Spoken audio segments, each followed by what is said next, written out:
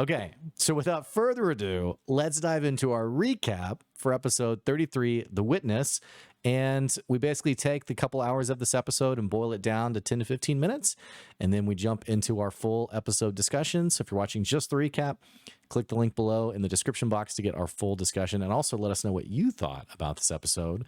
But as I mentioned, Ep 33, The Witness, in this episode opens up with the Antivolist Tefmet, who is essentially describing these discs, these items of malintent that the Citadel has presumably created in order to, as the Antivolist describes it, control the great spirits of the spirit realm.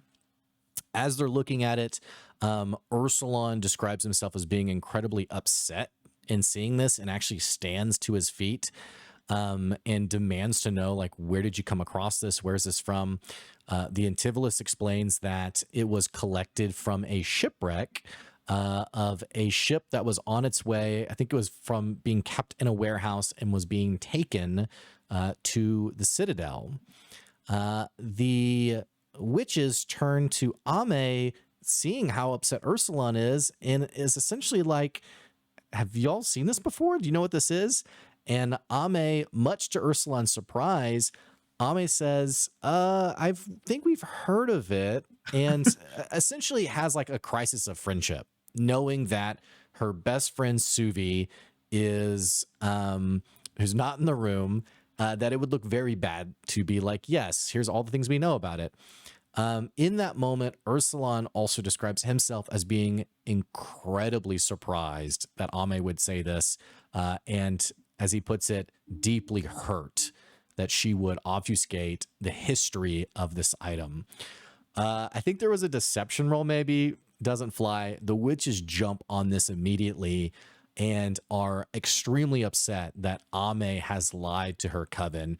We find out later, I won't get into it, but we find out later that this isn't like a white lie that you can casually make, but actually there are some standards here for lying around the witches, and that Ame has done something very wrong by lying to them.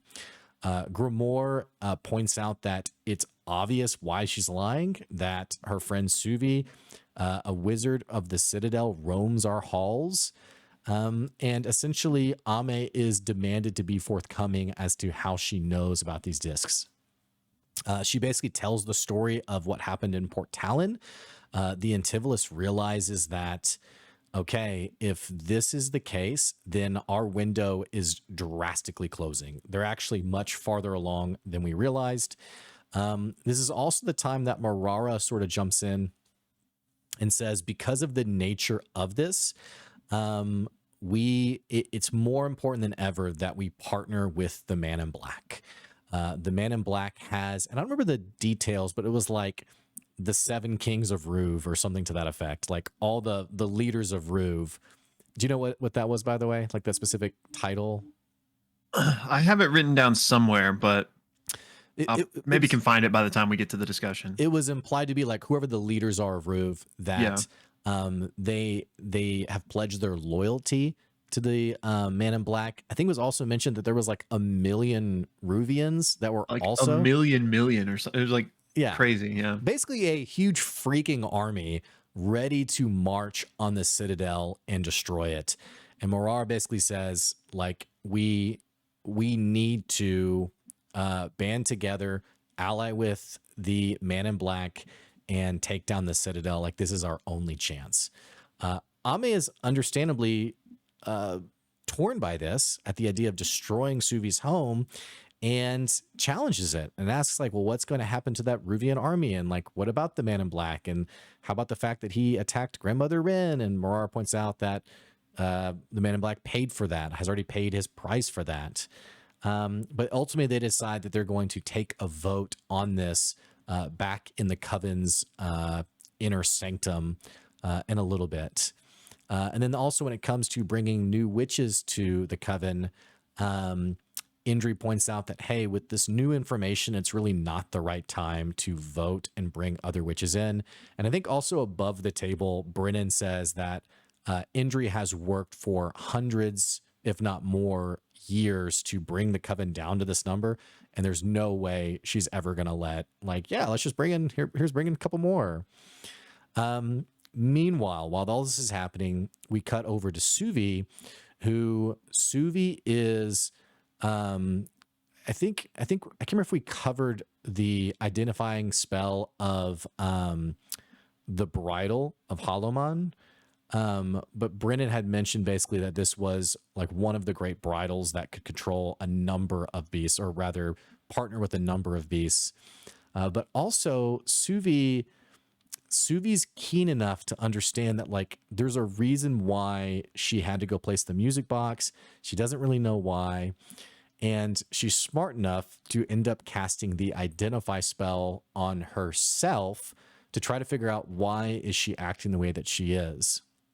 And so in this private time, she casts this spell.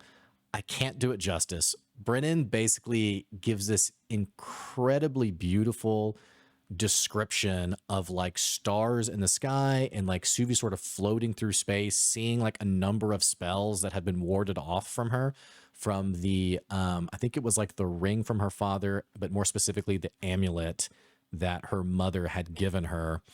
Right. And this includes a number, I think it was like 20 some odd scry spells that had failed to locate her.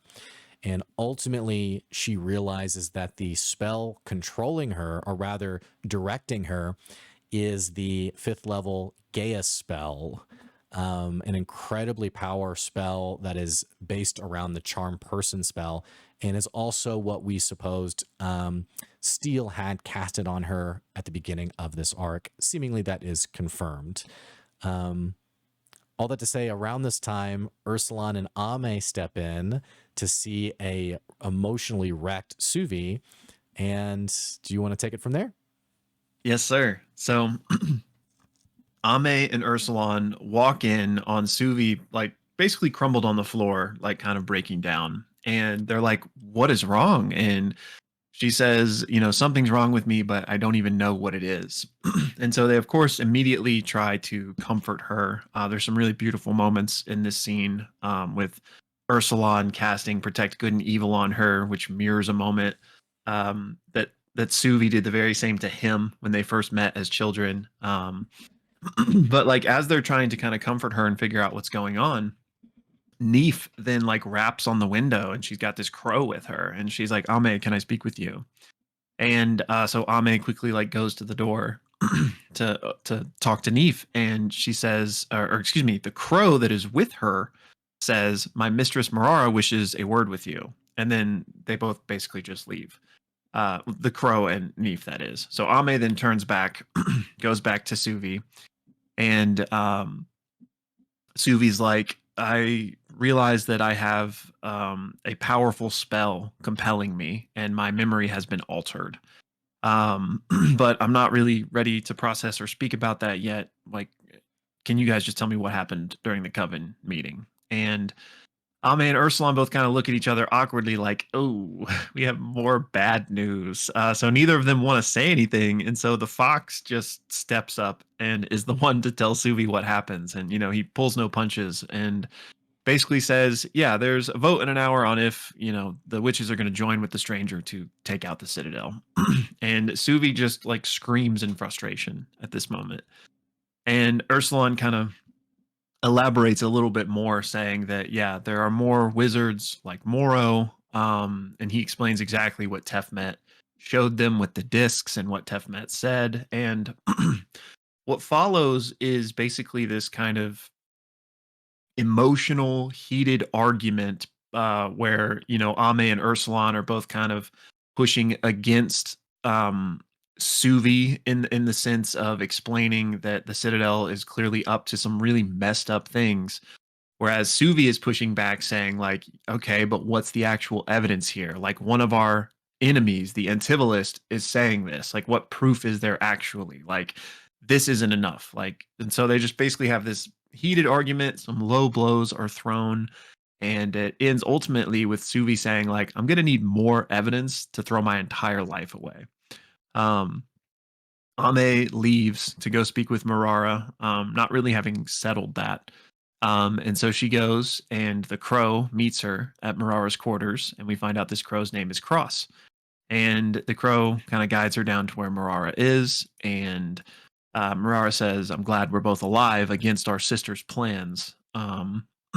But I now need to speak to you of the power of unanimity.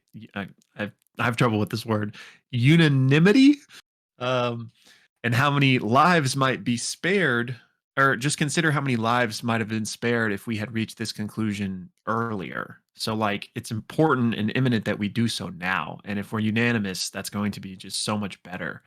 And she explains that, I'm not wicked or cruel. I am a truth that is just ill regarded. Like, I am a devoted witch. It's just that my station isn't appreciated. And then she goes to say that Rin was a bad witch. She did not serve her station in truth. And of course, takes big issue with that. And she says, "Yeah, well, you don't need to be wicked or cruel to be wrong. Rin wasn't just optimistic, she was practical." Um, and they kind of have a little bit of a back and forth with Marara clearly trying to get Ame on their page for this upcoming vote.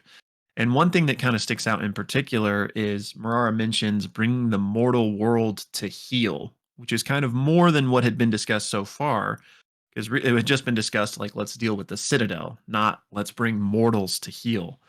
And so as Marara is trying to convince her, she says, like, "Hey, like, I could speak to the stranger, and how about you can be the one to guide the relationship of humanity once we, like, bring them to heal. And, so if you vote with me, like, you can be the one in charge of that." And Ame refuses.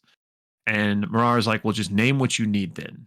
Name what you need to vote with us." And um, Ame says, "Just like, there's nothing. Like, know that I will prove you guys wrong." Um, she does ask for the remainder of the year that the man in black promised her, though, when he at the beginning of the story, when she asked him to come back in 1 year. So Ame says, "Give me the rest of that year before we make any big moves." Um, but their conversation doesn't really go anywhere, so Ame departs. And then we cut to the conclave, the meeting. And the business at hand. Or again, it's only the witches in this conclave. But will they join with the man in black? This unanimous decision would bring great power. So let's get to it. Does anyone object to holding this vote? No one does. So now to put forth the vote. But Ame says, "Well, let me say some stuff first. First of all, what happens when humanity is defeated?" And Grimoire says, "This war is not with humanity, it's just with the Citadel." And Ame's like, "Well, what if we parlay with the Citadel? Give them a chance to kind of change their ways." And Indri says, "Rin has tried that for the past 30 years and nothing has happened." And Ame's like, "Well, Rin was cursed. I was cursed. Like, I'm here now. The curse has been removed. Can I try?" And all the witches are like, "No. Like, we've been waiting this long. The time for that has passed. There's no more time to spare. So we need to do this vote. Do we join the King of Night?" So Marara and Grimoire are first to vote, and they both vote yes. Ame votes no, and then Indri votes no. So we have a 2-2 tie with Kaya being the only one left. She looks at Ame and says, "Thank you for waking me up. I've taken a liking to you. But I vote yes. Let's take that tower down." And that's where the episode ends. Again, episode 33, The Witness. And if you're just watching our recap, be sure to check out our full discussion linked down below.